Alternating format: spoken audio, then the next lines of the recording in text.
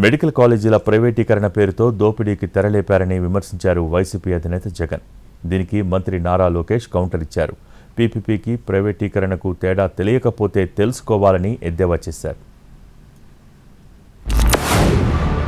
ఇలా ఎక్కడ చూసినా కూడా రాష్ట్రంలో దోపిడీయే కనిపిస్తా ఉంది. చివరికి ఇంకా దోపిడీకి పరాకాష్ట ఏమిటి అని అంటే ఈ 17 మెడికల్ కాలేజీలను కూడా స్కాములు చేస్తూ అమ్మేయడం. ఇది క్లైమాక్స్, హైట్ ఆఫ్ కరప్షన్ అంటే ఇంకా ఇదే.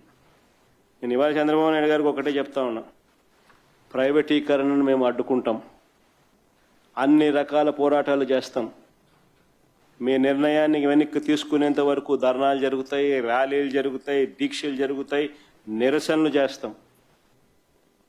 నేను కూడా అక్కడక్కడ పార్టిసిపేట్ కూడా చేస్తా. అన్ని రకాలుగా దీన్ని అడ్డుకునే కార్యక్రమం, అడ్డుకునే ప్రయత్నం జరుగుతుంది.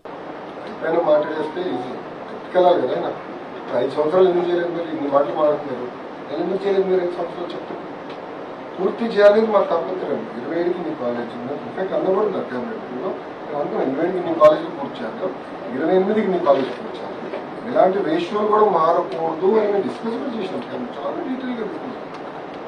నిరుపేద కుటుంబాలకు ఎలాంటి ఇబ్బంది లేకుండా వాళ్ళ పిల్లలు మెడిసిన్ బాగా చదువుతున్నారు, అవకాశాన్ని కల్పిస్తుంది. It is called PPP, not privatisation.